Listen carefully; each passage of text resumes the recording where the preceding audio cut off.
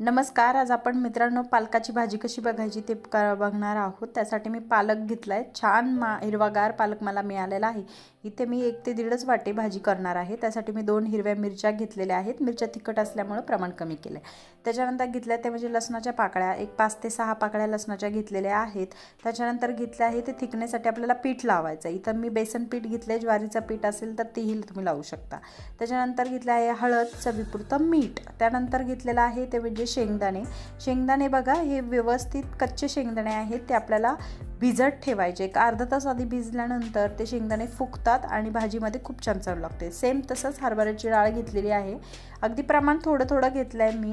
शेंगदाणे आणि हरभरा डाळीचं प्रमाण तुम्ही तुमच्या आवडीनुसार कमी जास्त करू शकता। तोपर्यंत इथं 15 मिनिटं झालेली आहेत।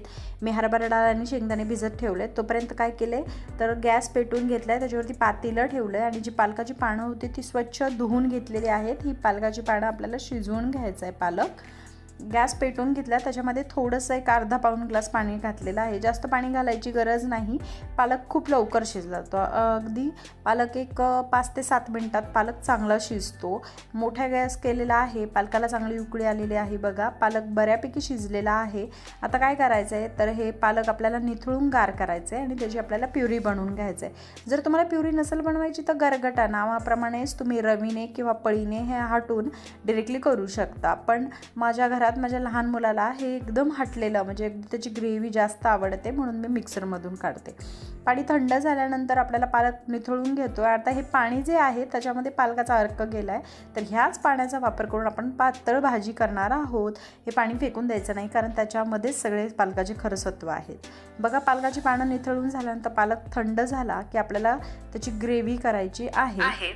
तुम्ही सेम भाजी लहान मुलांसाठी पण करू शकता, फक्त मिरच्या न वापरता फक्त मिठाची भाजी तुम्ही करू शकता, किंवा किंचितची अर्धी मिरची वापरून करू शकता। बघा पालकाची पानं शिजवून केवढीशी झालेली आहेत, त्याचं आपण वाटण काढलंय, म्हणजे हिरव्या मिरच्या, लसूण आणि ते पालक त्याचं वाटण काढून घेतलेलं आहे।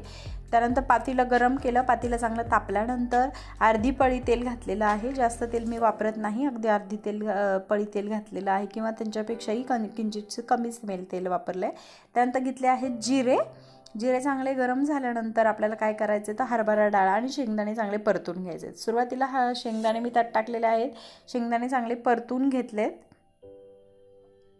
त्याच्यानंतर घेतले आहे ते म्हणजे हरभरा डाळ त्यात शिजवून जी आपण भिजत घातली होती ती पण परतून घ्यायची। आता हरभरा डाळ आणि शेंगदाणे हे व्यवस्थित परतून घ्यायचे। आजारी माणसाला पण तोंडाला चव नसते, अशा वेळेस तुम्ही पालकाची अशी गरगटा भाजी करून त्यांना खायला देऊ शकता। बाजरीची भाकरी आणि गरगटा भाजी खूप छान लागते। माझा मुलगा पण लहान असूनही आवडीने भाजी खातो। त्यानंतर बघा हळद घातलेली आहे। त्यानंतर कलरसाठी थोडीशी मी हळद घालून मीठ घातलेलं आहे। तुम्ही ज्याप्रमाणे जेवढी भाजी करायची म्हणजे पातळ त्याप्रमाणे मीठ घालू शकता। त्याच्यानंतर जी आपण पालकाची प्युरी केली होती, ज्याच्यामध्ये लसूण आणि जिरं होतं आणि पालकाची पानं होती, त्याची जी प्युरी होती ती व्यवस्थित पातेल्यात काढून घेतली। आता हरभरा डाळ आणि ते शेंगदाणे ते मिक्स करून घेतलेत। जे पालकात शिजवताना जे पाणी ठेवलं होतं बाउलमध्ये काढून, त्याच पाण्याचा वापर करून मी पालकाची भाजी करते। व्यवस्थित पालक मिक्स झाल्यानंतर आपल्याला काय करायचं तर आपण बेसन पीठ घेतलं होतं। तुमच्या घरात जे पीठ अवेलेबल असेल ते तुम्ही वापरू शकता, म्हणजे बेसन पीठ झालं किंवा ज्वारीचं किंवा बाजरीचं पीठ तुम्ही लावू शकता, पण मी इथं बेसन पीठ लावते। बेसन पीठ पाण्यामध्ये व्यवस्थित मिक्स करून घेते, त्याच्या गाठी फोडून घेते आणि त्याच्यानंतर जी आपण भाजी बनवलेली आहे किंवा पालकाची प्युरी केलेली आहे त्याच्यामध्ये ते ओतत जायचे आणि ढवळायचे। म्हणजे काय होतं तर बेसन पिठाच्या गाठी मैत्रिणींनो बनत नाही। बघा भाजीला थिकनेस आलाय, मस्तपैकी भाजीला दणकून उकळी करून दिलेली आहे। आता मंद आचेवरती 1-2 मिनिटं भाजी चांगली शिजवल्यानंतर, ऑलरेडी आपण पालक शिजवलाय आणि भाजी शिजवायला वेळ लागत नाही। व्यवस्थित भाजीला उकळी आल्यानंतर आपली भाजी खायला तयार झाली आहे। अगदी स्वस्तात मस्त घरी तुम्ही ही पालकाची प्युरी किंवा पालकाची गरगटा भाजी बनवू शकता। दुसरी गोष्ट असं की पालक आणि त्याच्यामध्ये पनीर थोडंसं तळून जर टाकलं आणि वरून थोडंसं बटर घातलं तर तुम्ही पालक पनीर पण असंच करू शकता। व्हिडिओ आवडला असेल तर लाईक नक्की करा, शेअर करा आणि माझ्या चॅनलला सबस्क्राईब केलं नसेल तर लवकरात लवकर सबस्क्राईब करा। धन्यवाद।